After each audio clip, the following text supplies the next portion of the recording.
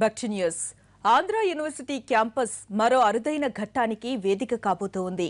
AP assembly budget సమావేశాలను ఇక్కడే నిర్వహించబోతూ ఉన్నారు. ప్రభుత్వ నిర్ణయం కూడా జరిగిపోయింది. వసతులు, ఇతర అంశాలన్నింటినీ పరిగణలోనికి తీసుకుని ఏ హాల్లో అయితే బాగుంటుందో నిర్ణయించాల్సి ఉంది.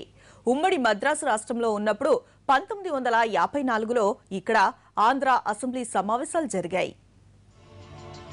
రాష్ట్ర విభజన తర్వాత క్రమంగా విశాఖ ప్రాధాన్యం పెరుగుతోంది. తాత్కాలిక రాజధానిగా విజయవాడ వెలిగిపోతున్నా వైజాగ్ కూడా ఏమాత్రం తగ్గకుండా జాగ్రత్తలు తీసుకుంటోంది ఏపీ ప్రభుత్వం. మొట్టమొదటి కేబినెట్ మీటింగ్ ఇక్కడే జరిగింది. మొన్నటి స్వాతంత్ర దినోత్సవ వేడుకలకు సాగర తీరం వేదికైంది. ఈసారి అసెంబ్లీ బడ్జెట్ సమావేశాలను కూడా విశాఖలోనే నిర్వహించాలని నిర్ణయించింది ఏపీ ప్రభుత్వం. ఇందుకోసం గీతం యూనివర్సిటీ, ఆంధ్ర యూనివర్సిటీ క్యాంపస్లను పరిశీలించి ఏయూనే ఎంపిక చేసింది కమిటీ.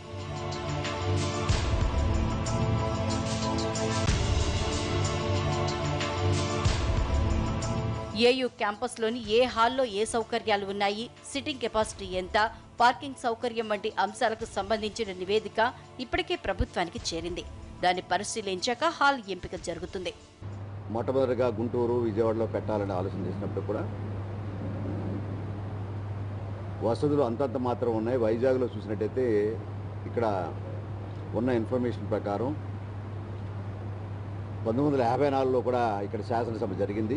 2015-16 సంబంధించిన శాసనసభలు జరగాలనే ఆలోచనతో ఈ రాష్ట్రంలో ఒక ప్రధాన చరిత్ర కలిగిన ఒక పట్టణంలో పెట్టడం బాగుంటుందనే ఆలోచనతో స్పీకర్ కూడా ఆలోచించాడు. దాని మీద పరిశీలనలో భాగంగా రోజు మీరు రావడం జరిగింది. ఇక్కడ వైజాగ్లో అసెంబ్లీ సెషన్ పెడితే బాగుంటుంది, ఏ వెన్యూ అయితే బాగుంటుందని మొన్న ఇక్కడికి రావడం చూసుకుంటాం జరిగింది.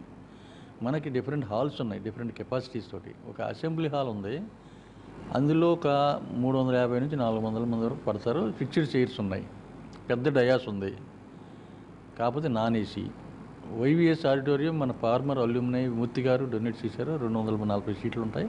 ఇదే మోడర్న్ ఆడిటోరియం, మంచి ఫెసిలిటీస్ ఉంటాయి, ఏసీ ఉంటుంది, పెద్ద డయాస్. 1954లో ఏయూ టిఎల్ఎన్ హాల్లో అసెంబ్లీ సెషన్ జరిగింది. 4 ఏళ్ల క్రితం జాతీయ సైన్స్ కాంగ్రెస్ సమావేశాలు కూడా ఇక్కడే జరిగాయి. క్యాంపస్లోని కాన్వికేషన్ హాల్ అయితే ఏ ఇబ్బంది ఉండదని కమిటీ అభిప్రాయం.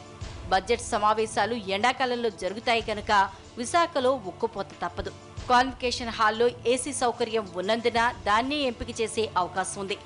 మొత్తం మీద అసెంబ్లీ సమావేశాల నిర్వహణ నిర్ణయంతో విశాఖకు తామిస్తున్న ప్రాముఖ్యతను చెప్పకనే చెప్పారు ఏపీ ప్రభుత్వ పెద్దలు.